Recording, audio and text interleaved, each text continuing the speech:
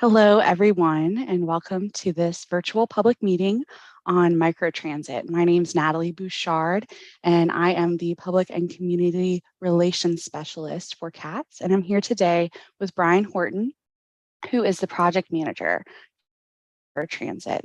I just want to remind everyone, if you have comments, questions, feedback, please leave it in the chat, and Brian will address those at the end of his presentation. But Brian, I'll let you take it away from here. All right, well, thank you, Natalie, and thanks for everyone who's joining us remotely today.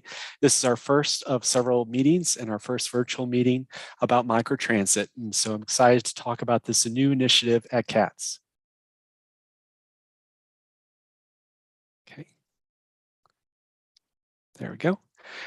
So some of you may know our 2030 system plan. There's also a bus system plan or better bus network plan that is called Envision My Ride. This was adopted by our Metropolitan Transit Commission or MTC last year, and it really lays out a new vision for better bus network and service. And the key components of that are a high frequency route system to make sure that what bus routes we have operate more frequently so our customers don't have to rely so much on schedule and have the convenience to be able to catch a bus when they want to go somewhere more frequently. But then also it has two other key components, mobility hubs and microtransit that we're going to talk about today, those two other components. But basically microtransit is a strategy to help round out our services so we can reach more places and create really more of a first mile, last mile service that helps get people to and from our high frequency bus routes and light rail transit lines. And really, this is part of an overall strategy that's really rethinking transit, going beyond the old model that was really a hub and spoke bus system and looking at microtransit as a tool to really help folks go beyond where the bus can travel and using those hubs as places to go between our bus and rail systems to microtransit zones as that first mile, last mile connection. And ultimately, microtransit is also part of that new vision because it leverages a new technology that so many people, more and more people have access to, which is smartphones. And we'll also talk about, though, too, how if you don't have a smartphone, how to be able to use these services. But largely, smartphones can become now the opportunity for our customers to plan their travel. They can already today on the CATS Pass app see where a bus is, also see how plan their trip for existing schedules. But in the future, very soon, there will be added to the CATS Pass app this new microtransit technology where you can book a ride on demand in these zones when you want to travel. And really, this is rethinking transit as a service, making sure that our mobility is focused foremost as a service as for folks that want to travel. And Natalie, just quick check-in, is my video face blocking some of the presentation on the screen? If so, I can collapse it or move it. It is not on the YouTube view. You're good. Great, thank you. Really rethinking transit as a service of mobility and integrating all modes and really integrating into the places where you can travel, because transportation and land use have to work together to make for a more functional economy and a better place to live. And microtransit, it's kind of a buzzword, but really micro just being small, literally, it's using smaller vehicles, going a lot of places that the bus cannot go, or maybe is not the right fit in terms of service. So you can provide that first mile, last mile, more curb to curb, or even point to point service. And you can schedule it all through the app. That basically now, instead of relying on a schedule, those services, you can book it when and where you want to go. And this app is going to be expanded on our existing CATS Pass app as the booking tool.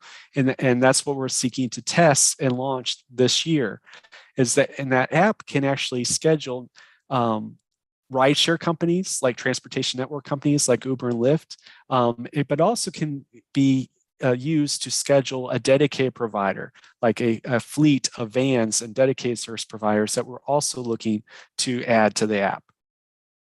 And some of the initial pilots that we're looking to do this, we want to see if some of our stations along the Lynx Blue Line could have that first mile, last mile service, such as like the stations in the NODA community connecting to places like Camp North End, and also the stations in the university area connecting to areas like the University Research Park. But today we're going to largely focus on an exciting pilot in the North Mecklenburg areas of the towns of Cornelius, Davidson, and Huntersville. But first, I want to explain that Microtransit 2 is nothing really anything new to North Carolina or across the country. Wheelson, North Carolina, just outside of Raleigh, was one of the first places to have microtransit. And they actually converted their entire transit system over to microtransit. Now, should be noted, they are a smaller community and has a smaller existing system.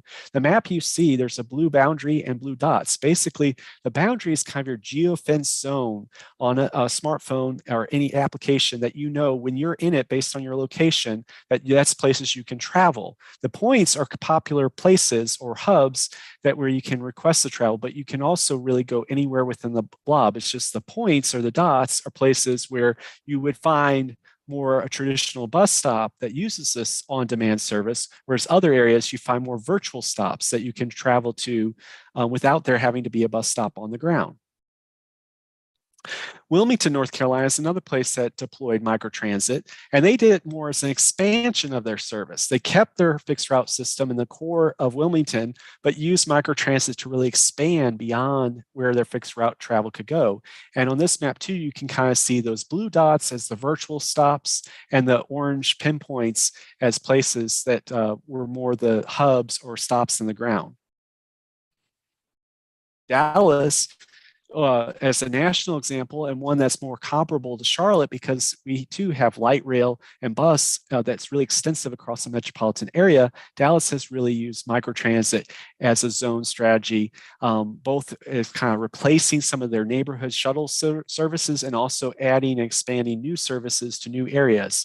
But the cool thing about the Dallas model is they use an app similar to our CATS Pass app, and it really is what we say maybe vehicle agnostic, or doesn't matter what the vehicle is that provides the trip, so long as the customer has a reliable, dependable ride that is on demand when they need it to go where they want to go.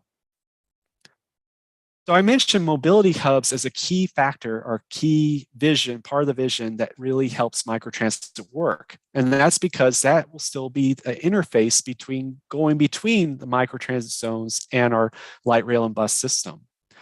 Mobility hubs are really nothing new to Charlotte.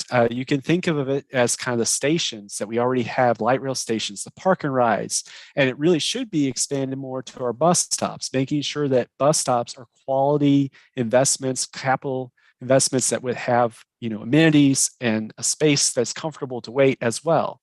And these type of locations really are that interface to go between a on-demand vehicle and then to a fixed route bus or light rail train. And of course, in the North Mecklenburg community, we have these types of hubs already, of course, at our park and rides on the I-77 corridor. Here pictured is the example of the Huntersville park and ride near exit 23. And it's important to note that we don't see this as just an interface for cars. It really is an interface for all modes. And part of that thinking is to make sure that those modes that get better, more comfortable and convenient and seamless. And so there's planning there too to make sure that greenway access or trail access can cross the barrier of I-77 and access more neighborhoods, such that a lot of the first mile, last mile trips to and from the park and ride don't even need microtransit or a car, but could even go by bike or walking as well. So when we think of these hubs, what is really missing? So these are examples of Davidson bus stops. Davidson is one of the north towns that doesn't currently have a dedicated or a CATS facility park and ride, but still there are many bus stops that actually could be potentially morphed into hubs because they have some elements such as seating, dedicated curb space, and or bicycle parking, things that help make it an amenitized and multimodal stop. So hubs, again, are that connection, but ultimately microtransit is a service. So how do we go from that vision that was Envision My Ride into implementation to start implementing microtransit?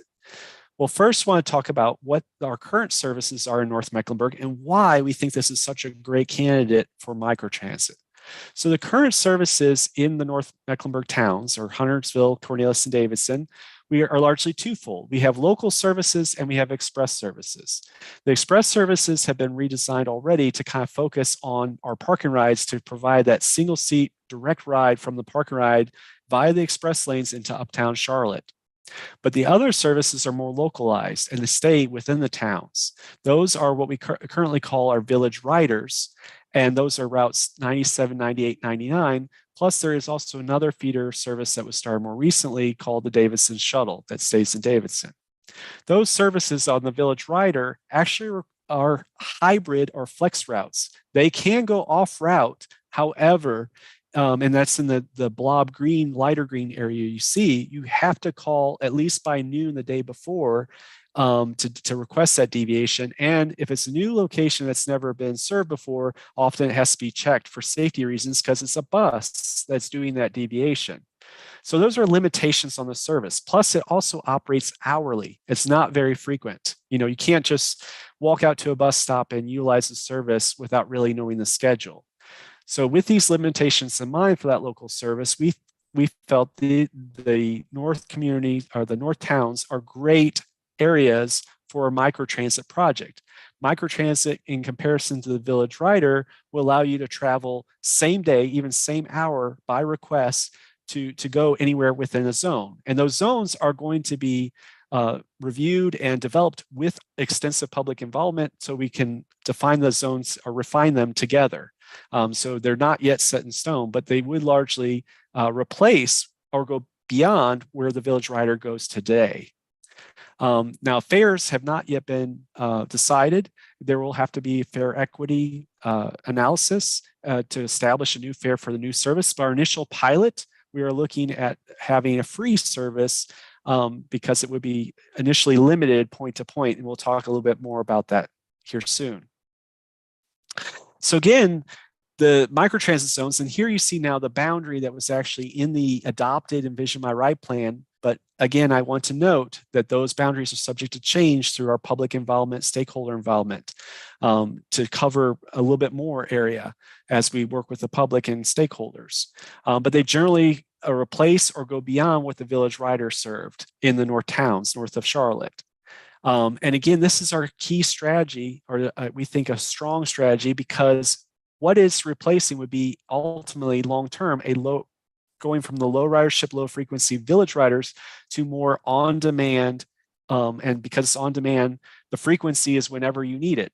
You don't have to have a schedule. And every place that has implemented microtransit, like that Wilson, North Carolina example you saw, has experienced huge ridership gains. In fact, the Wilson example in the last 3 years has tripled their ridership. We also think that this is a strategy where we can take the savings in operating the village riders long-term and reinvest it in other corridors like I-77, which could be a more high-frequency corridor, have more trips. And ultimately, this is a service that frees the customer to travel not just to bus stops, but to anywhere within the zone when it's fully launched. But now, when it's fully launched, we expect to have vans that can provide that or a dedicated provider that can provide that door-to-door or point-to-point, curb-to-curb service. But the initial pilot we're proposing, and this is key, would be looking at how we can maybe keep the village riders for a test run of the app, but then allow Lyft or other type contracted third-party vehicles to go point to point. They would be scheduled through the app. So essentially, with the app launched this year, we would not yet have the village riders replaced, but actually supplementing that service to test the new app for a new pilot this summer that would look at point-to-point on-demand travel supplemental to the village rider.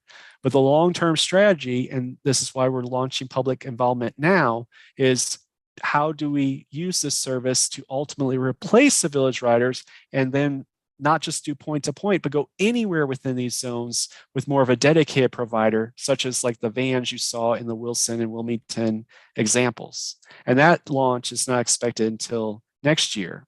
So again, there's two phases to this concept. One, initially the app that would employ predominantly Lyft type vehicles that could go point to point in similar zones or similar areas as our current bus stops, and then an ultimate launch that would seek to fully replace the Village Riders next year.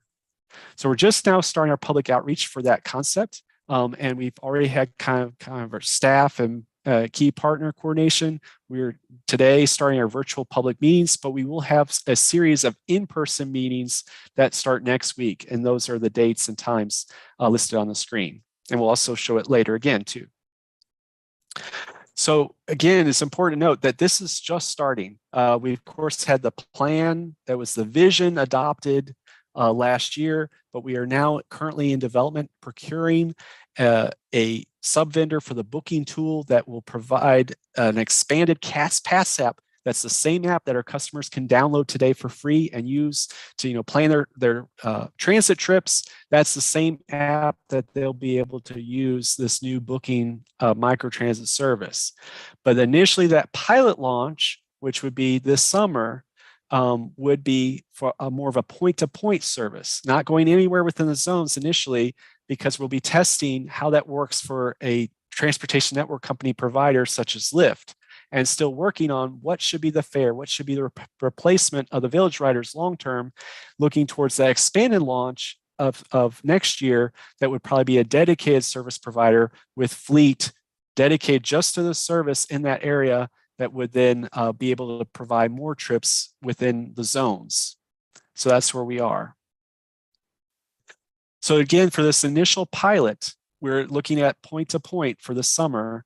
Those points, we're going to have to find bus stop locations or new stop locations on demand that can be served both by a big bus, by the Village Rider, and also a small vehicle like a Lyft car or Uber type car. And so when we're looking for those locations, these are examples in Davidson and Huntersville where they're already kind of set up for that comparable service. But we'll have to be looking for many more locations that work for that initial pilot. And ultimately, again, this is part of a larger regional strategy or Mecklenburg County-wide strategy that in the adopted plan had 19 zones all throughout Mecklenburg. The north towns are just were originally proposed as 2 of those 19 zones. But again, we think the Village Riders make this a great candidate as our first pilot and to work on that full implementation in the north communities, north towns first. But ultimately, we're still working towards a full build out of the system. And how we're going to go about this in the North Towns is we have an extensive involvement process, but we will have a lot of implementation steps along the way. Obviously, all of the existing park and rides within the North Towns are going to the existing Cornelius Park and Ride, North Cross, Huntersville Park and Ride, and in Davidson Gateway will serve as hubs. But we want to know what other destinations need to be included as potential hubs. But then long term, the great thing about this service is once we get to the fully dedicated provider and the full zones, you don't have to rely on bus stops anymore. You have the option for virtual stops where you can request within the zone that travel on demand. And when you're able to do that, now you can leverage the built environment. No longer do you have to go out to a thoroughfare to catch a bus, just like Lyft or Uber would do, that service to come into, say, a parking lot or into a development, into a community, into a subdivision, and actually come closer to your destination. And so that helps us really transition the overall bus or transit network in these communities from a condition that today doesn't always have sidewalks or amenities at the transit stops. And so as we go through this process, we will be working very closely with the public, key stakeholders in the towns on what should the boundaries be for this service. Where are there needs for a kind of a hub investment where there is something in the ground like a bus stop, but where are other places where maybe we could serve just virtually through a zone? And of course, we'll be studying what the fare should be for this service. And so we have also a plan to recommend the reinvestment of I-77 in as a spine, a high frequency spine for this corridor. This is an opportunity that whatever savings there are from Village Riders in terms of CATS operated bus hours can be reinvested into I-77 as that all-day connection between North Mecklenburg and Charlotte. That way, you can use the microtransit service to just stay within the North Mecklenburg, but there'll be those needs for travel to go between Charlotte and North Mecklenburg that can still be served along the I-77 corridor. And for that, we are looking at our park and rides as the key gateway, our key hubs between those two services. And of course, we'll be looking at our marketing campaign of how do we launch this service, how do we help people get to know how it works, and be definitely working with a lot of different user groups like seniors, existing riders, all part of that marketing launch campaign. And of course, we want everyone's input. We know there are a lot of different stakeholders and community groups throughout the North Mecklenburg towns of Huntersville, Cornelius, Davidson.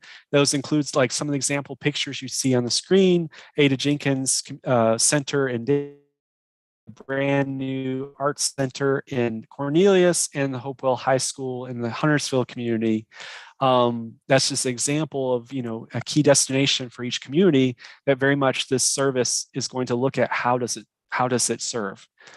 And so we want to gain those perspectives, those various diverse perspectives from both our existing riders, but much more important, or just as important, all the potential new riders, because this is designed for expanding ridership, gaining new riders. So we have to reach a lot of new or non-existing riders to know that perspective. And so our outreach strategies include going to where people are. We will be going to our park and rides. We will be going to community meetings. We have public meetings set up at each town hall, but we also want to have some pop-up events and piggyback on some like say events at the new Cornelius Arts Center where we can be present and engage really a broader public. So again, our set meetings right now, aside from those pop-up events, we have some virtual meetings. This is the first of 3, but we have some upcoming in-person public meetings that we hope to see some folks at. One each at each of the town halls, 2 next week, both Tuesday and Wednesday at Huntersville and Davidson, and then 1 the following week in Cornelius. And of course, you don't have to wait for a public meeting to become engaged or to share your comments. Of course, we hope you have some questions of today's virtual meeting, but you can also email us at catsmicrotransit@publicinput.com. And we do anticipate a future survey. And these are some example working questions that will probably be on that survey. So we do encourage you to sign up and get involved so you can help us with that survey, help get the word out, and also involve your neighbors, coworkers, and friends so they know about this exciting new change that's coming to transit in the very near future for North Mecklenburg. With that, I'd like to check in with Natalie see if we got any questions, comments during the presentation. Thank you, Brian. I'll give you a moment to rest your voice and get some water if you need. I know that's a while to talk. But I just wanted to remind everyone, as Brian just showed on the last slide, there are upcoming virtual and in-person public meetings. I put the link for that in the chat. And then, of course, the email address is also in the chat if you have any other feedback or comments, catsmicrotransit@publicinput.com. But with that, I will start addressing these comments and questions that we have in the chat. And the first one is, when is this starting? Okay. So we're in the final phases of negotiating our procurement for the booking feature of the app. I mean, we already have the Cats Pass app that you can download for free, Apple Play stores on your smartphone. That app will be soon expanded with this booking feature, and we're in the final stages of procuring that. If all goes to plan, we anticipate, that wrapping up this spring, and so it could be late spring to early summer is when we expect then to be in the testing phase of the pilot, which for the North Mecklenburg towns would be that point-to-point service that you could start using Lyft on demand and not have to worry about the Village Rider schedule to travel between those points. Thank you, Brian. And I would mention to stay up to date, you can subscribe to CAT's Riders Alerts and follow us on social media. A lot of pertinent information will be there as well. The next question is, how much will this cost? Yes, so initially for that pilot that we anticipate to launch in late spring, early summer, there would not be any charge because we anticipate that a lot of folks will be able to use this to supplement their travel on express buses and village rider buses. But in the event that you use it, for fully for a trip and don't even use a CAT's vehicle for that trip, we still want you to try this out. It's a promotional period, and we're excited that long term we will gain you as a rider because this will be a significantly much more convenient way to travel in the future, where the schedule is yours. You decide when you want to travel, and that's such an attractive feature that long term, when we do start charging fares, that hopefully you'll keep using it. You'll see the benefit, and what those fares will be long term is going to have to be studied. Currently, the village riders are only 90 cents per ride. Now, if you transfer to Express, you have to pay the balance of what the Express charge is, which on our local expresses, I believe, is $3 Natalie. And then but so same thing here. If you took this free pilot over to express buses, you would have to, of course, pay the express fare to ride the express buses.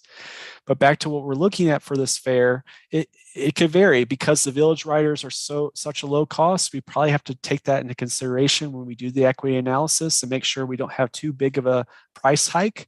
We know that a lot of other systems either charge the same as their local fares, which for us is $2.20 a ride, or they even sometimes charge upwards of what they call premium fare for transit, but still much lower than Uber or Lyft would charge for a regular ride through their apps, which for the premium fare range is up to like $5 a ride. So we don't know yet, but we know it's going to be free during the promotional pilot. And we also know that we're going to study it, and definitely, since it's replacing Village Rider, it would be a concern to charge too much because those are only 90 cents currently a ride. Thanks, Sorry, Brian. a nuanced answer. Sorry, a nuanced answer, but that's because we don't yet know the full details. But we'll be studying and definitely have public involvement as we look at the fare. Great, thanks, Brian. The next question is, a comment, great presentation, and then also, are there plans for pilots in other neighborhoods?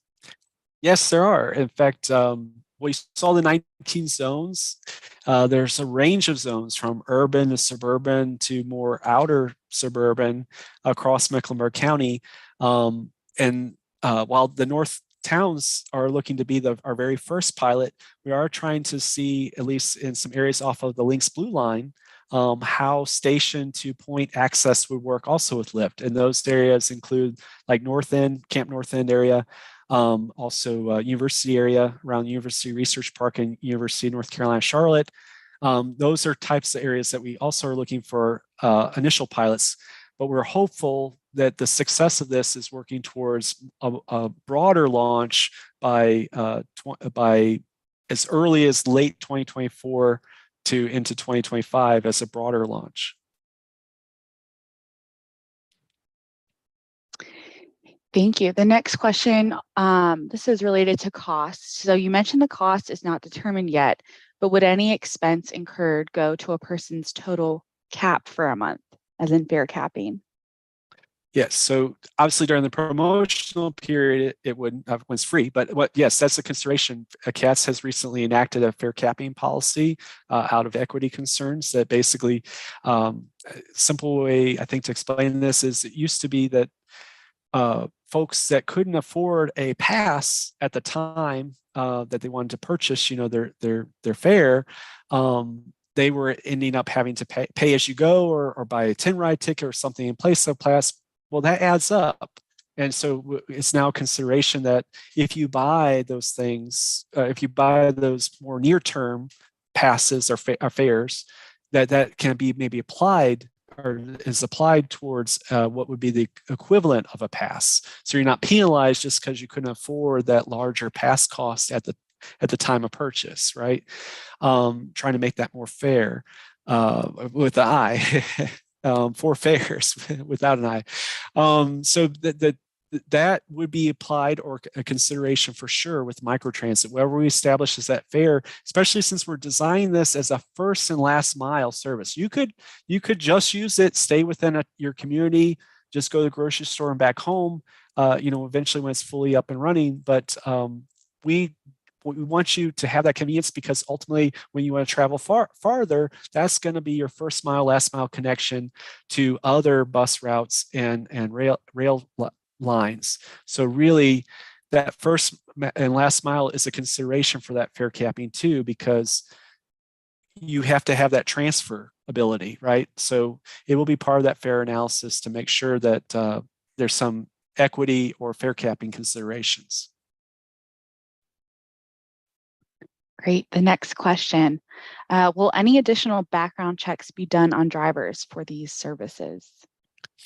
So the initial pilot is going to utilize transportation network companies like Lyft, and they it would then operate under their model, which they have contracted drivers, sometimes called like a gig economy. But that there will be a disclaimer on the app that basically that Lyft is providing that trip. And so you essentially, by agreeing to use this service on demand, you agree to their terms and conditions of their providing that trip. But long term, as we transition to dedicated service providers, and those are companies like Via, Rideco, Freebie, there's so many of them out there. That's more of a turnkey operation where they, under contract with CATS, bring in drivers that they hire just for this purpose. They're not driving like a Lyft driver would, any and all trips that somebody books both through a Lyft app and the CATS Pass app. This would be solely our dedicated contracted fleet and drivers. But they would still be third party. They'd be operated then whoever through that procurement process gets the contract for these dedicated zones. And those companies do have background. Sorry, I should note that those companies do have their own, have their own background checks. Great, thanks, Thank you. Brian. The next question is more of a comment. Sounds like even after the pilot, it will be managed by a third party and not by CATS vehicles and either city or union bus drivers. Yeah, so I will note on that comment, so we are not going to have a net negative reduction though in our hours or drivers. This is not a plan to reduce our bus hours of operation. We basically, any savings that would be realized in Village Rider would be reinvested into the balance of our bus system. Because Envision My Ride, one of those key goals was high frequency corridors. Well, a key way to ensure that the routes we do run more all day and run with better schedule is to make sure that those potential savings get reinvested right back into the system. So there is no net negative reduction. And the third, and those are actually third party too. It's been acknowledged recently in the public sphere that it's been that case for many years, but there's been greater awareness that basically our large bus operations are a third party contract, or contracted through a transit management company. Because they're union drivers, and North Carolina is a right to work state that requires that of local governments. So this third party model though for TNCs is one that has, as well as the dedicated service providers, is how a lot of services across the country are now all operating their microtransit systems. In fact, Charlotte's not the only one, even in our region, let alone the state, that's actually pursuing microtransit right now as we speak. Thank you. Thanks, Brian. We'll give a few more minutes for questions here. In the meantime, I just want to remind everyone there's a lot of good information in the chat about signing up for CATS Riders Alerts, so you can stay up to date on Microtransit as well as other projects. You're also welcome to follow us on social media. We have obviously YouTube, Twitter, Facebook, Instagram, and are on LinkedIn as well. And then I want to remind everyone there is the CATS Microtransit at Public Input email address that you are welcome to send any comments or questions to regarding this project. And then the last reminder that I have is about public meetings. And actually, Brian, if you want to go to the public meeting slide, I think, yeah, that's perfect. So we have in-person public meetings upcoming March 7th, 8th, and 16th, at each of those town halls. And each of those are from 6 to 8 p.m. And then the virtual meetings, obviously this one today, they're all at 11:30 a.m. on CAT's YouTube. We'll be sending out reminders about those via social media, but there are other virtual meetings March 10th and March 15th. We'll give a few more minutes for questions, like I said. And then again, you're welcome to send any other questions or comments to catsmicrotransit@publicinput.com.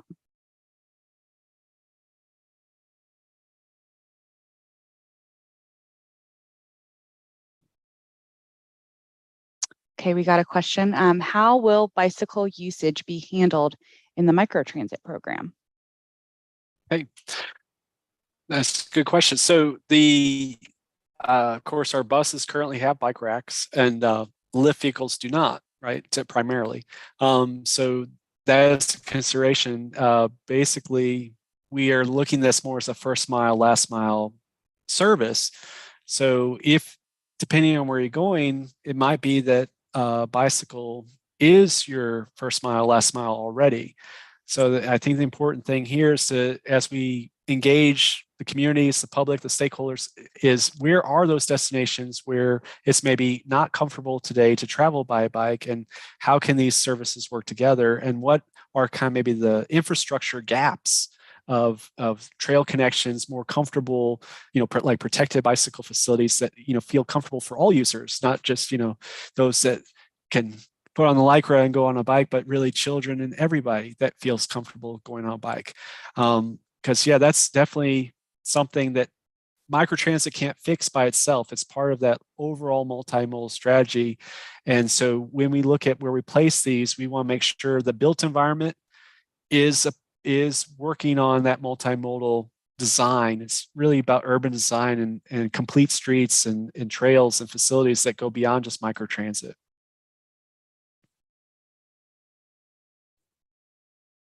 Thank you, Brian. All right, we will stay for about 2 more minutes for questions. And again, just want to remind everyone that there's a lot of good information in the chat.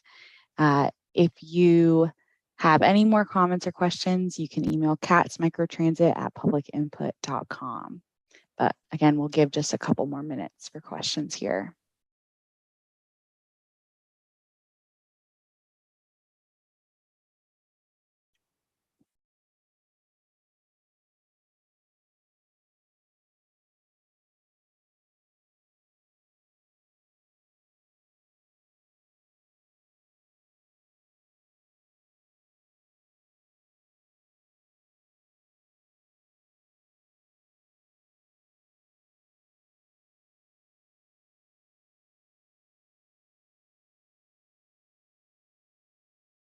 We did get another question and comment. Great job, Brian. And then also environmental impacts from not running a bus.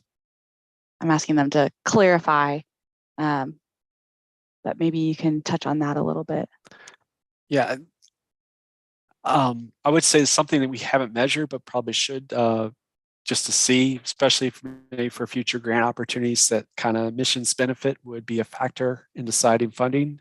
But generally speaking, obviously, if you're running a bus now on a fixed route, that it has a set amount of time that's going to be running and has those emissions, whereas microtransit only runs when it's requested. So essentially, it's going to be deployed only if and when people are riding. So village riders, being very low ridership routes, those were a good candidate for this replacement because it is more efficient. You now only really deploy your vehicles if and when people need them. And now you're also doing it with smaller vehicles as opposed to larger vehicles. So there's emissions benefit there too.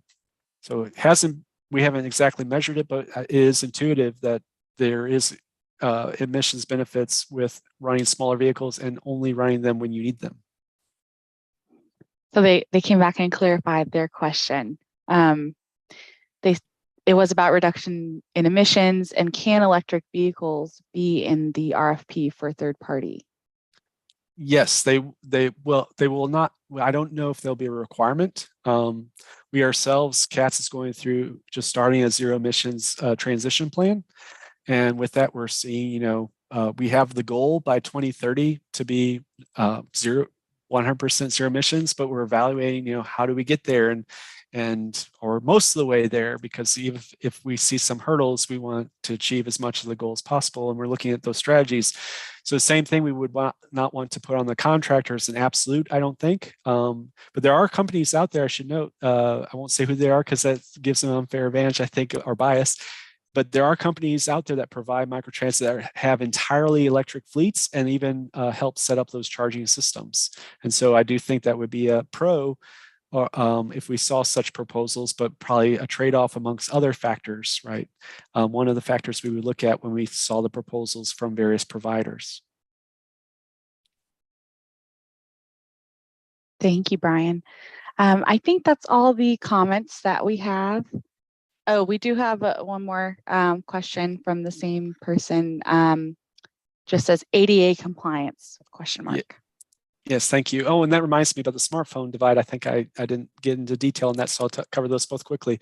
So yes, that is why actually for our pilot, because we initially would only have TNCs or transportation network companies like Lyft providing that service on demand, because those vehicles are largely not wheelchair accessible. That's why we have to keep the village rider, and also why we initially would need to go point to point or places only that a bus and Lyft could serve for that equitable, equal experience. But when we do go to a dedicated service provider long-term and replace the village riders, that fleet, that will be a requirement. It'd be a nice to have if they're electric, but it's a must-have that they have to be accessible. And all these providers, when they usually bid on this, they bring in accessible vehicles to provide that service. And then real quick about smartphone divide, we realize not everyone has a smartphone, even though it's actually more common now than a personal vehicle. And so to accommodate that divide, we will have call center support as well as web support, that if you want to book this service, you don't have to necessarily have a smartphone. You can call 336 RIDE or 704-336-7443 to schedule the service through our call center. Thank you, Brian. I think that's all the questions that we have for today. Just want to remind everyone about the public meetings coming up. Again, that information is in the chat. And then the other information in the chat about signing up for riders alerts to stay up to date on this project and others. And then the Microtransit, CATS Microtransit at publicinput.com email if you have any more questions, comments, concerns. But thank you all so much for joining us today. Hopefully some of you all will make it out to the in-person meetings if you'd like. And thank you, Brian, for a great presentation. Thank you.